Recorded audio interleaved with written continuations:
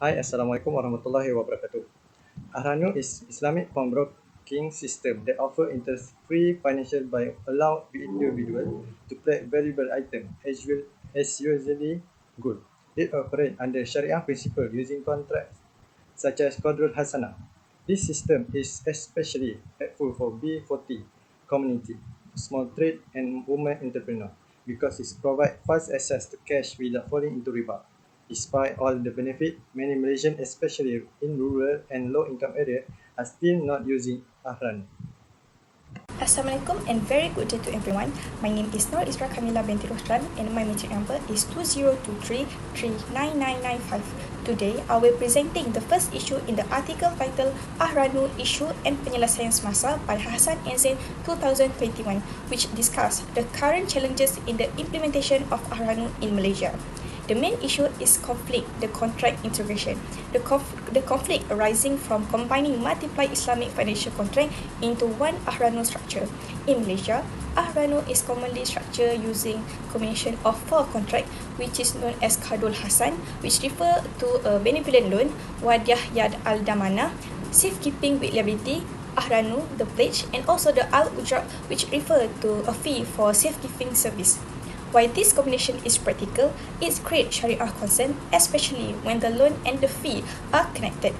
This situation can lead to Qad Jara Naf'an, also known as benefit-bearing loan, which is clearly forbidden in Islam. According to Bank Negara Malaysia Sharia Advisory Council and AAOIFI standard, this kind of structure lead to the contract ambiguity and may involve hidden riba. The Sharia Advisory Council ruled that such interdependent contracts do not meet Sharia standard. However, enforcement was uneven. Islamic banks comply quickly, but many cooperatives continue using the old structure until 2020. Assalamualaikum and hi to everyone. Today I will be presenting the key issues of the lack of a legal framework for Ar-Rahnu in Malaysia and how this affects its operations and public confidence. Firstly, the most critical issue is that there is no specific legal framework for Ar-Rahnu. Currently, it operates under the Pawnbrokers Act 1972, which was designed for conventional pawn shops and includes elements like riba or interest that are not Sharia compliant. Because of this, Ar-Rahnu institutions face legal and operational risk as they are not protected by any law tailored to their Islamic nature. This exposes them to fraud, disputes, and regulatory uncertainty. Secondly, there is limited legal authority to enforce Sharia compliance, while some state religious councils have introduced guidelines. These are not enforceable at the national level. As a result, there are clear disparities among service providers, with each institution applying different procedures, fees, and standards.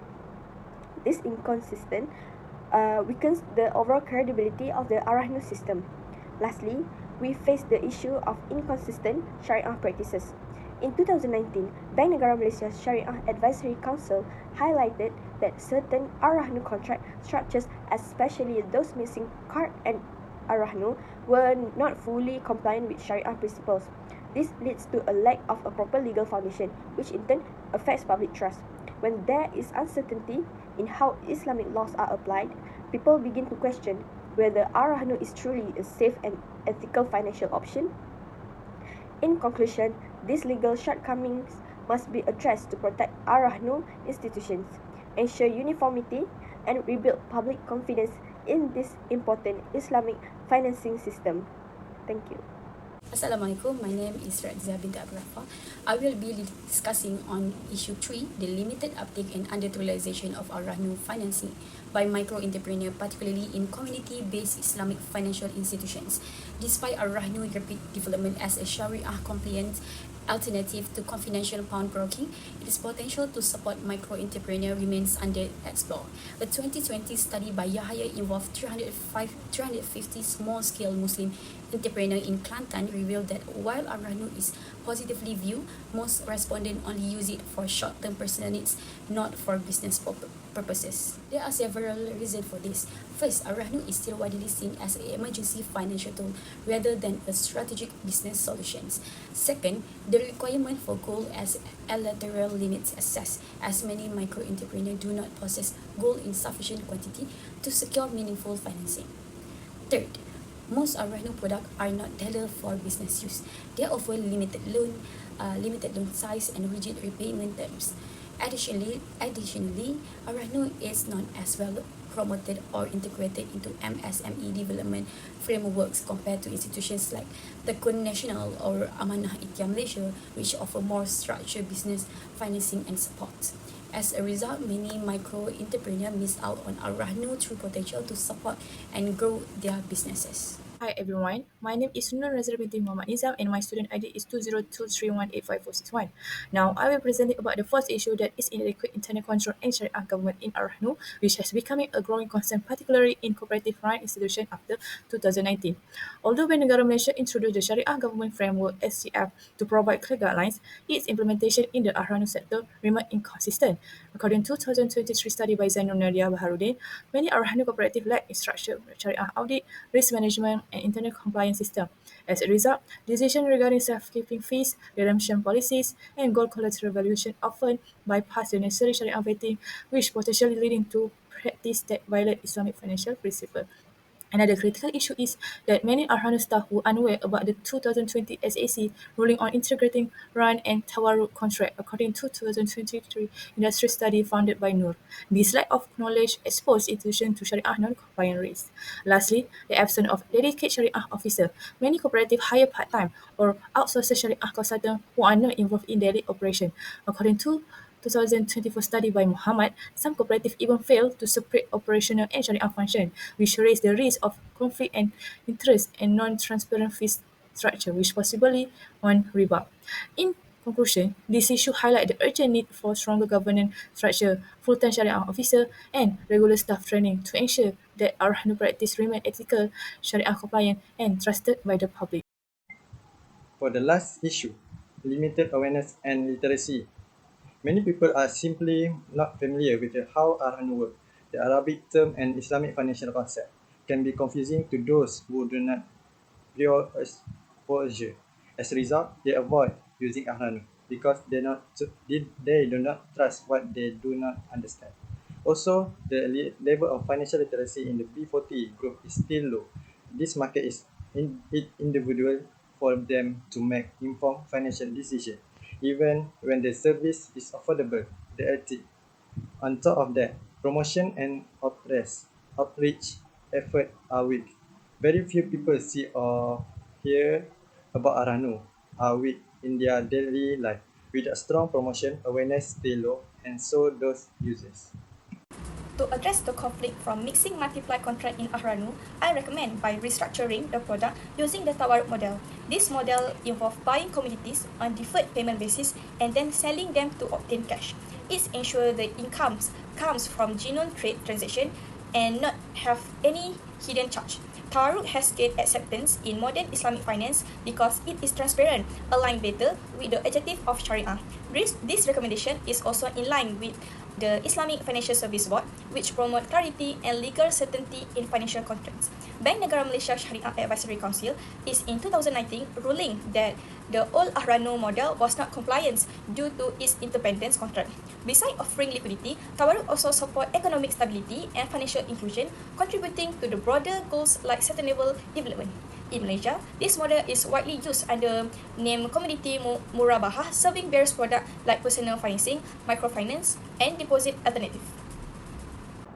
In my previous point, I highlighted the lack of specific legal framework as one of the major issues facing the Ar-Rahnu system in Malaysia. This absence of legal structure has caused problems such as inconsistent Sharia compliance, operational risk, and public distrust in the system. Now, I will present the most crucial step to overcome this issue, which is to enact a specific Ar-Rahnu law in Malaysia. Currently, Ar-Rahnu operations are governed under the Pawnbrokers Act 1972, a law made for conventional pawn shops. This act allows practices like charging interest, which clearly conflicts with Sharia principles. A dedicated Ar-Rahnu law would resolve this by defining contracts that are truly Sharia compliant, such as ujrah, which is service fee, and rah, which is pledge. while prohibiting riba. Secondly, this new law would strengthen consumer protections. Right now, Ar-Rahnu lacks proper safeguards against fraud and fake gold scams. A specific law could introduce authentication processes and provide fair mechanisms for dispute resolution, which is something missing under the current framework. Lastly, it would standardize operations across all Ar-Rahnu providers. At the moment, Islamic banks, cooperatives, and state religious councils follow different rules, which leads to confusion. A national legal framework would regulate fees, redemption, terms, and valuation standards, making the system more transparent and trusted. In conclusions, this proposed law directly addresses the earlier issues I mentioned by legalizing, regulating, and protecting the Ar-Rahnu system while ensuring full Sharia compliance and public confidence. Thank you. So now I will proceed with the recommendation on issue 3. One of the key strategies to enhance the use of Ar-Rahnu among micro entrepreneurs is by integrating it into assessing MSME support programs. At present, Ar-Rahnu is mostly seen as a quick, short-term solution for personal emergency. This perception limits its full potential as a Sharia-compliant financing option for small businesses. To change this, Ar-Rahnu should be included in entrepreneurship development efforts, such as financial literacy workshop, mentoring session, and also startup support. Through this program, entrepreneurs can better understand how Ar-Rahnu works and how it can help in managing their business's needs, not just personal cash flow.